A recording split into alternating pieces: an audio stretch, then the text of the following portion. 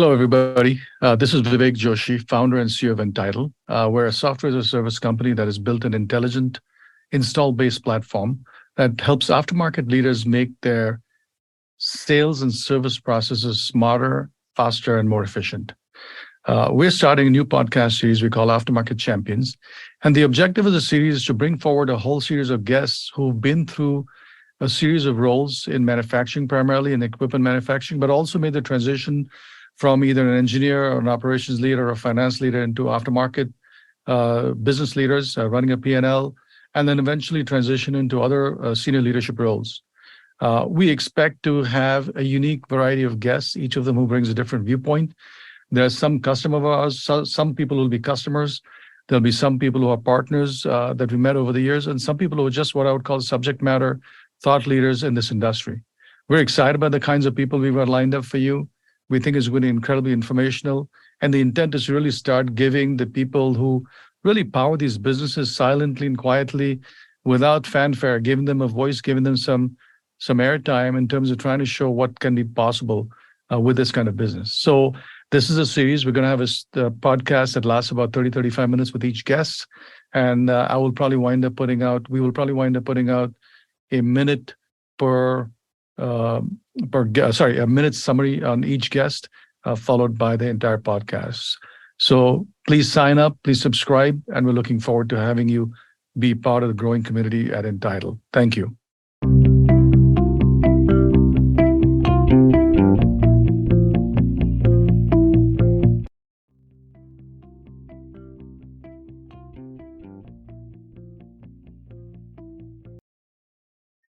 Welcome to the Aftermarket Champions podcast, the show that dives deep into the world of industrial OEMs, exploring the strategies, insights, and success stories that drive growth, sales, and services in the aftermarket. I'm your host, Rohit Chikalapu, Head of Customer Success and Services at Entytle. In each episode, we'll sit down with industry visionaries, thought leaders, and you guessed it, aftermarket champions. Today, I'm thrilled to introduce our first guest, a true pioneer in the field of aftermarket excellence, Vivek Joshi. Hey, good morning, Roy. Good to be here with you. And I'm excited about this series we're going to start with this pilot episode today. I'm an entrepreneur, as you said. I'm a two-time entrepreneur, but prior to that, I was a corporate employee in large industrial companies for about 20 years in the early part of my career, all the way through 2014. I've been very much entranced with the notion of making stuff and selling it all my life.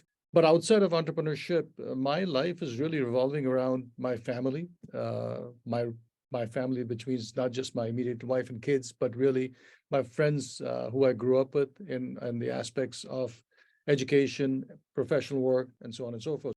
You know, in addition to the two children I have, which is 27 and 25-year-old, we also have a 10 and a half, almost 11-year-old at home, except he's the four-legged kind. He's our youngest child. He's a boy. His name is Cody. And he's been with us since he's about 8 weeks old. He's a very active and loud member of our family, and you and everybody else hears him every now and then during our various phone calls. It's true. We do hear about Cody, and then we do hear Cody as well during some of our calls. You know, I'd like also to kind of spend more time trying to understand the story behind Entytle. You know, as in every career and every situation as an entrepreneur, there's something that gets to you and says, you know, this is something that's actually fascinating and interesting. And for me, it was almost actually 25, 26 years ago. I was a young executive at General Electric. General Electric back in the 90s was flying quite high. Jack Welch was the CEO. And one of the big initiatives that he started at GE was to build up and really grow what he would call service businesses. And in his mind, service business was everything post-sale after we sold equipment. As you know, GE back in the 90s was very much a big equipment company, be it medical equipment, jet engines, transportation equipment, electrical equipment, and so on and so forth, turbines and the like. And Jack realized very early on that in addition to making a lot of money at the first time sale, there's a huge amount of money to get made post-sale. And there were two big initiatives underway in the mid-90s when I joined GE. One was the whole notion of the service transformation that was underway at GE across every single equipment business. And the other one was the notion of IT transformation. You know, GE, like many companies in the 90s, was full of legacy systems, lots of mainframe systems, believe it or not. And they made a choice at the corporate level to start shifting wholesale into modern technology back then, 25, 26 years ago, which was the ERP systems by Oracle and SAP, the classic client server. But at the same computing time, I revolution. noticed that And the I was IT fortunate that I was in the infrastructure, middle of both these application initiatives, and I infrastructure was saw woefully the inadequate in business almost power of the every one of services these service opportunity, businesses. In which fact, is it what expanded the we see market today dramatically up to 2 or 3 times, Unfortunately, not your that typical different back total then, available market, except B, it is the an vintages were unbelievably different. profitable business That in people didn't almost have every good single technology equipment they're business. working on And C, because it spreadsheets was or so under-penetrated. underpenetrated, It trying to offered really pretty understand, dramatically faster which growth customer rates. did what and when, how do you start targeting customer, what kind of contracts you create. So I realized the juxtaposition of an amazing opportunity with inadequate capability of technology. And at some point came in 2014 when and with the entitled story started happening. Sure. And speaking about Entytle, I'm sure we'll have a lot of audience listening in for the first time who don't know Entytle. Do you want to give us a soundbite about what Entytle does and what it offers to the market? Yeah. So Entytle is a software as a service company. We've built it in a way that is a purpose-built solution for just equipment makers worldwide. And the notion of Entytle is to say we're going to give you a turnkey solution, which means we build everything for you at one shot. We're just not a hands-off software provider. But the intent of the Entytle solution is to make it easy for our target users, which is the aftermarket sales and service people, professionals, team members, customer-facing team members, to really be able to identify sales and service opportunities within the installed base that a manufacturer has around the world. So that's the software we built. Our customers are leading manufacturers around the world. There must be some underappreciated facts that you've discovered about this industry, about how it treats the install base and the value that it's deriving, that is somehow very obvious to you, but not so probably apparent to people in the industry. One of the biggest things we realized over the last 8, 9 years of building Entytle, and as well as my previous 20+ year career, is that most companies have relatively low maturity in the context of people, process, and tools when it comes to thinking about install base and aftermarket sales and services. And it's because for the longest time, the companies that traditionally should have paid attention have treated aftermarket as an afterthought, right? And so if there's one big observation I can tell you is that 80 to 85% of the companies we've come across in our prospecting work, on our sales work, I'd say are not quite ready for prime time in terms of thinking about modern technology for the aftermarket sales and service growth.